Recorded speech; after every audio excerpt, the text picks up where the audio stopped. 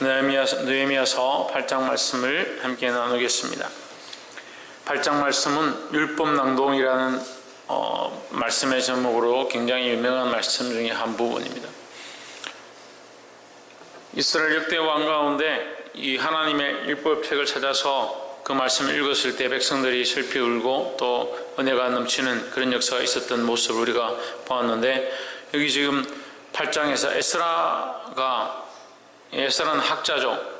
이 학자가 말씀을 낭독해 읽었다. 8장 1절에 이스라엘 백성이 그 본성에 거하였더니 7월에 이르러는 모든 백성이 일제히 수문학 광장에 모여 학사 에스라에게 여호와께서 이스라엘에게 명하신 모세 율법책을 가지고 오기를 청하매 했습니다. 이 느헤미야가 그 첫 번째 기환, 바벨론으로부터 그 예루살렘으로 기환한 첫 번째 스룹바벨 때보다 93년 뒤에 이 느헤미야가 오죠. 94년 뒤에 오게 되는데, 에스라가 먼저 오고 그 다음에 느헤미야가 오죠. 그러니까 3차 기간이라 볼 수 있습니다. 어쨌거나 이 에스라와 느헤미야는 13년 정도 차이 납니다. 그래서 사실은 거의 동시대다. 13년이면 크게 차이 나지 않으니까 거의 동시대에 에스라가 와서 먼저 이 일을 하고 있고 느헤미야가 그 다음에 와서 이 성벽을 완공했다. 성벽을 완공하고 와 있던 그 에스라에게 이 말씀 율법책을 낭독하기를 요청하게 되었습니다. 백성들에게 율법책을 낭독해달라고 요청하는 것은 결국 뭘 듣고 싶다? 하나님 말씀을 듣고 싶어 했다는 거죠. 그 말은 다시 말하면 하나님의 말씀에 대한 갈망함이 있었다라는 겁니다. 갈망은 뭘 말합니까? 목마름을 얘기합니다. 갈급해야 하는 것을 얘기합니다. 하나님 말씀을 갈급해 할 수 있어야 되는 겁니다. 뭘 갈급해야 된다? 하나님 말씀을 갈급해야 한다. 근데 많은 사람들은 하나님 말씀을 갈급해 하지 않습니다. 또는 너무 많이 들어서 또 그 말씀을 또 들어야 되느냐, 또 책망을 많이 들었는데 또 책망을 들어야 하느냐, 이렇게 자꾸 하나님 말씀 듣는 것을 우습게 여길 수 있다는 거예요. 근데 하나님 말씀 앞에 우리가 하나님의 존귀함을 기억하고 하나님의 권능을 기억하고 하나님 말씀의 능력을 기억하면 날마다 들어도 아름답고 귀하고 꿀송이 같은 말씀이 되는 줄 믿습니다. 그래서 그게 하나님 말씀이 경청하고 싶지 않고 듣고 싶지 않고 사모하고 싶지 않은 것은 결국 어디서 비롯된다? 교만함으로부터 비롯된다. 이 백성들이, 이스라엘 백성들이 어떻게 됐습니까? 다 빼앗기고 포로로 끌려가고 정말 내 삶은 아무것도 아니구나, 나는 아무 고난이 없고 능력이 없구나, 자기들이 스스로 비참함을 알고 스스로 정말 우리는 아무것도 아님을 알게 되었을 때 비로소 하나님이 주셨던 그 은혜를 우리가 너무 하찮게 여겼었구나, 모르고 살았구나, 하나님 우리에게 베풀어 주셨던 그 긍휼을 우리가 너무 모르고 지냈구나, 이제 보니 하나님 앞에 예배하는 거, 그 앞에 예물을 가지고 나아가는 거, 그 앞에 제사 드리는 것이 너무 귀한 것이고 그것이 다시 회복되기를 간절히 사모한다. 그들이 본성이 돌아오길 원하는, 사모하는 그 모양이 결국 하나님 앞에 회복되기 원하는 이스라엘 나라의 모습이다라는 거예요.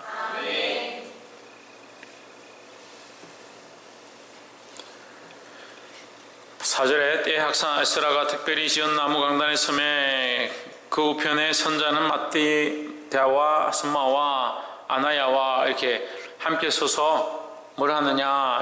3절에 수문학 광장에서 새벽부터 오전까지 남자 여자 무릇 알아들을 만한 자의 앞에서 읽음에 뭘 읽었습니까? 하나님 율법책을 말씀을 읽었다는 거예요.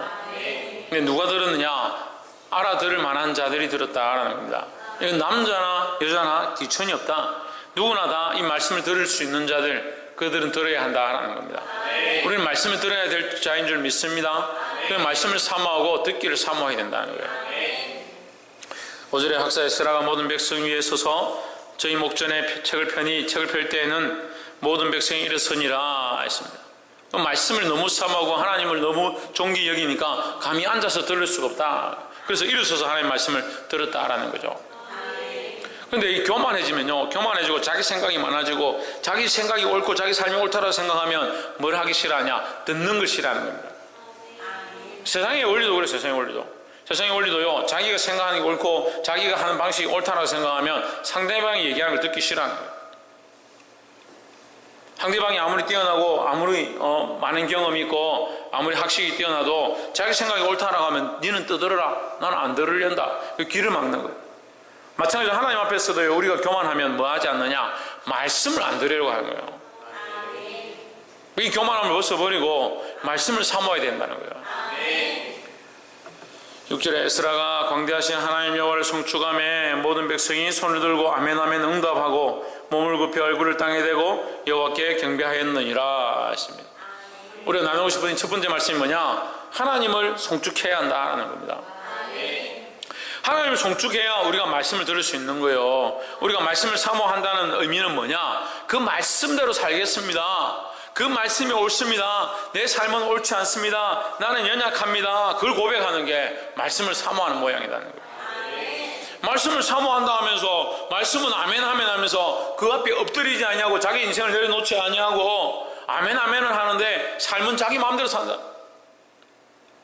그게 어떻게 말씀을 경청하는 삶이 되느냐? 이 백성이 어떻게 했습니까? 아멘하고 손을 들었다. 우리는 아무것도 아닙니다. 아무것도 할 수 없습니다. 하나님만이 온전하시고 하나님 말씀만이 옳습니다 하는 거죠. 두 손 들고 나는 아무것도 아니다. 이게 항복하는 거예요. 하나님 앞에 항복해야 돼요. 왜 항복을 못합니까? 왜? 내가 살아있어가지고 못하는 거예요.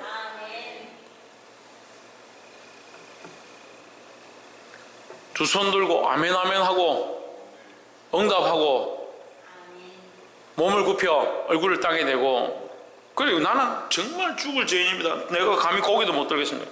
얼굴을 땅에 대고 여호와께 경배했다. 이게 말씀을 듣는 태도가 이렇게 되어야 되는 거예요. 하나님 앞에 예배하는 태도가 이렇게 되어야 되고 말씀 앞에 이렇게 되어야 되고 찬양하는 것 가운데 이렇게 해야 된다는 거예요.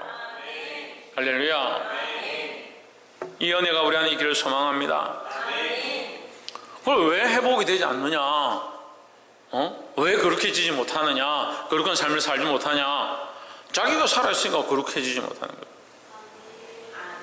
어제도 우리가 말씀을 연결해 봅시다. 어제도 우리의 거룩이 누구라고? 우리의 거룩함이 예수입니다. 예수. 우리의 존귀함도 예수님이고 우리의 거룩함도 예수님이고 우리의 의로움도 예수님이고, 그러면 예수로 말미암아 의로움과 기쁨과 거룩함이 우리 안에 있어야 된다는 거예요. 그럼 나는 죽고 예수가 사는 삶을 얘기하는 거죠.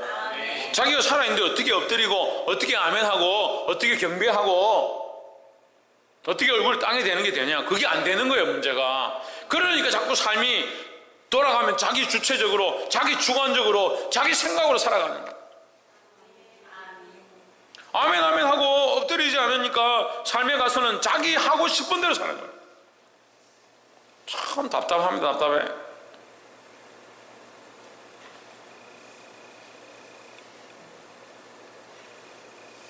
그리고 여전히 그렇죠. 여전히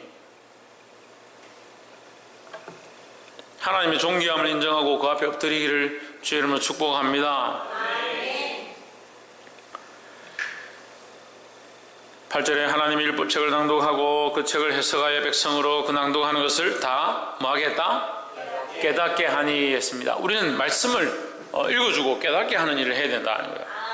그럼 말씀만 읽어라 하지 않고 그걸 깨닫게 해주는 일들을 감당해야 된다는 겁니다. 9절에 백성이 율법의 말씀을 듣고 다 우는지라.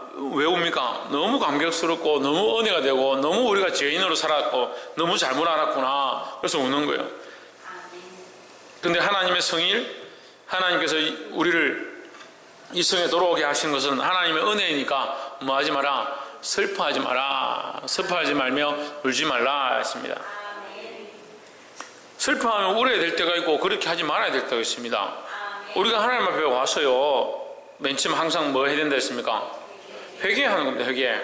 그럼 회개하려면 뭘 해야 됩니까? 왜? 내 죄를 자복하는 거죠. 죄를 자복해야 됩니다. 죄를 자복하고 회개하면 나의 죄인됨을 인정하는 거죠. 그 나의 죄인됨을 인정할 때는 뭐가 필요합니까? 슬퍼하며 우는 게 필요한 겁니다. 그 나의 죄인됨과 자복함과 회개함이 일어나고 나서 누구로? 예수 그리스도로 옷 입고 나면 옷 입고 하나님의 응답과 말씀을 듣게 될 때 그때도 슬퍼해야 되느냐? 그렇지 않죠. 그건 또 다르죠. 그때는 뭐가 있어야 됩니까? 기쁨이 있어야죠. 기쁨이.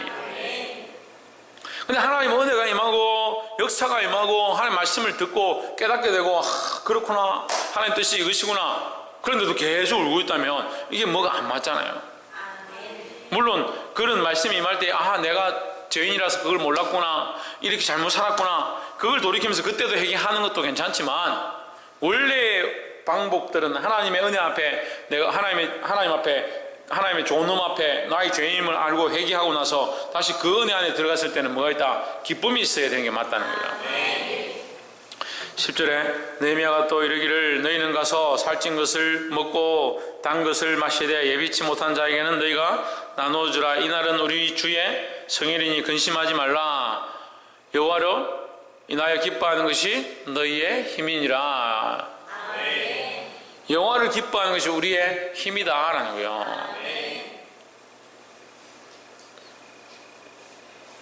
두 번째 우리가 나눌 말씀은 이거예요. 여호와를 기뻐하는 것이 우리의 힘이다. 그럼 나로 인해서 기뻐할 게 없어서 나는 지금 슬프잖아요. 예? 우리가 처음 말씀 나눈 것처럼 나로 인해서 기뻐할 게 없으니까 슬프잖아요. 그래서 하나님이 어떻게 해야 된다? 첫 번째 뭐였습니까? 예, 하나님 앞에 성축하고 엎드리고 나는 낮아지고 하나님 높이는 일을 하는 거예요. 그렇게 하고 나면 뭐요? 기쁨이 있는 거죠. 기쁨이 어떻게 있느냐? 여호와로 인하여 기뻐하는 것, 하나님을 인해서 기뻐하는 것이 있는 거예요. 그러니까 내가 엎드렸기 때문에 나는 엎드린 공로가 있어서 나는 기쁘다, 이게 아니에요. 그런 착각을 하는 거예요. 나는 회개했기 때문에, 나는 내가 죄인임을 자복했기 때문에 그래서 나는 기쁘다, 그 기쁨이 아니에요.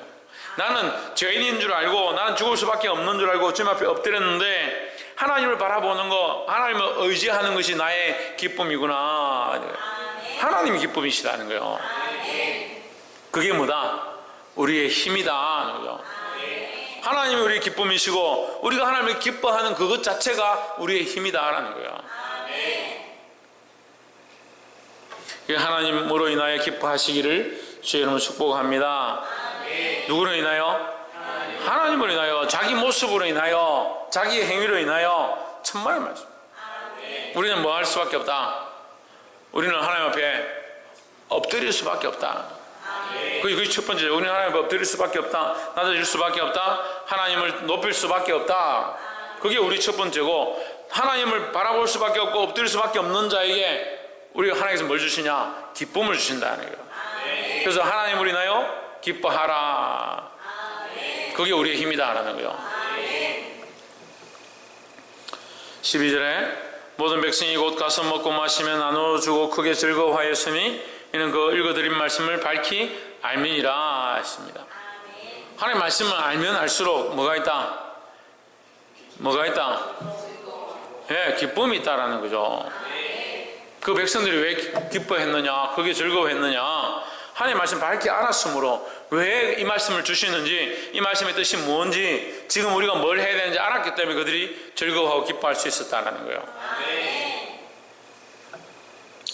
17절에 사로잡혔다가 돌아온 회무리가 다 초망을 짓고 그 안에 거하니 눈의 아들 여호수아 때로부터 그날까지 이스라엘 자손이 이같이 행함이 없었으므로 이에 크게 즐거워하며 했습니다. 이건 무슨 말이냐면요, 지금 초막절에 대해서 얘기를 하는 거예요.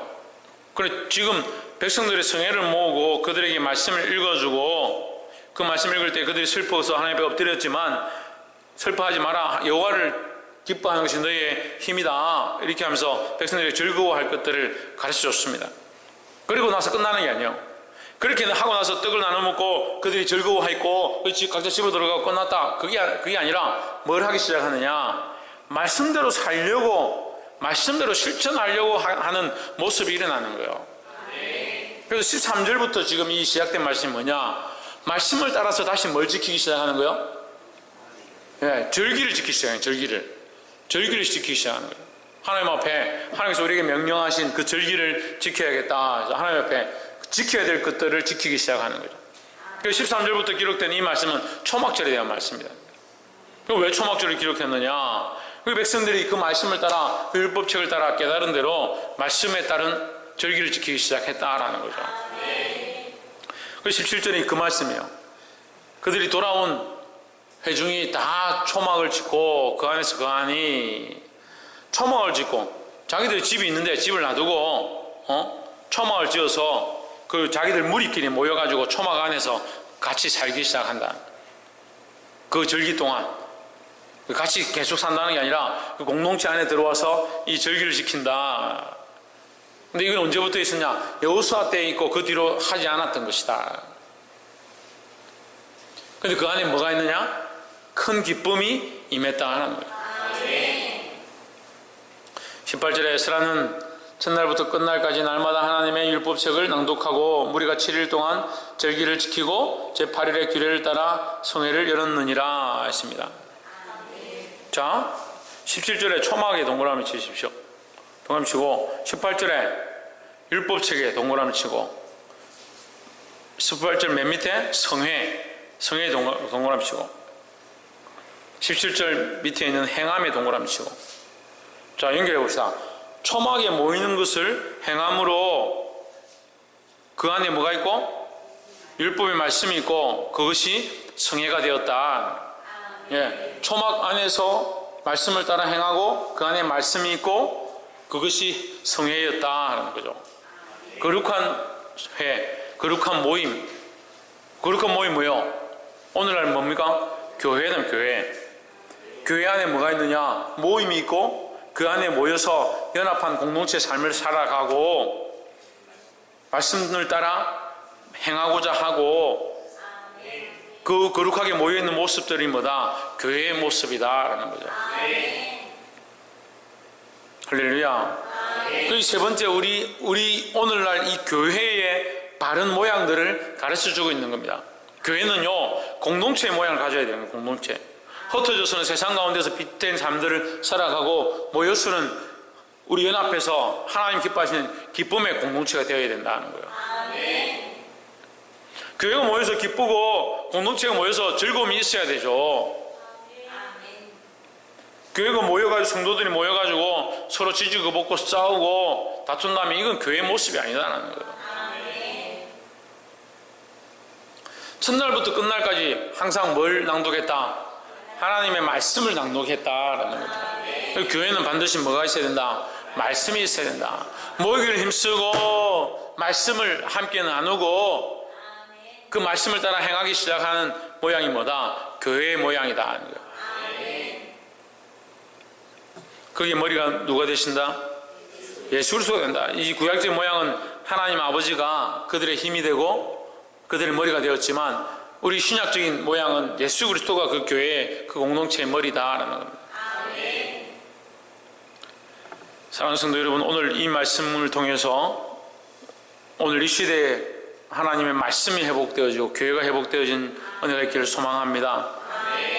첫 번째, 우리가 뭐라고 나눴습니까? 하나님 송축하고 그 앞에 엎드려야 된다. 송축해야 된다. 그것이 아니고 하나님 송축하고 그 앞에 엎드려야 된다 했습니다. 하나님 앞에 먼저 엎드리는 것, 하나님을 높이는 것, 이게 되어야 교회가 바로 세워지는 거예요. 이게 되어야 예배가 바로 세워지는 겁니다. 이게 되어야 회복이 일어나기 시작하는 거예요. 자기를 낮추지 않으니까 자기 생각대로 올라와 있고 자기 가치관이 올라와 있고 자기가 옳다라는 생각들이 올라와 있으니까 아무것도 안 되는 거예요.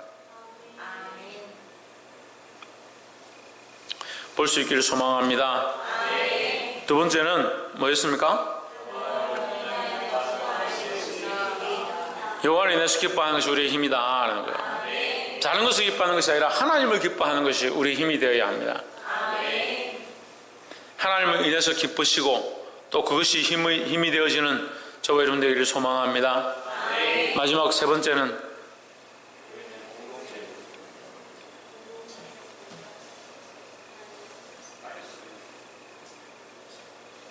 교회 모양을 세워가야 된다라는 거죠. 예, 교회 모양을 어떻게 세워가는 겁니까? 예, 하나님 머리 되시고 회 안에 모여있고 초막 안에 모여있고 말씀을 따라 행하고 또 하나님 말씀이 선포되어지고 그것이 거룩한 성회다라는 거죠. 이 교회 모양들을 세워가고 하나님 머리로 하는 우리 공동체가 아름답게 자라가게 되기를 주의 이름으로 축복합니다. 기도하겠습니다.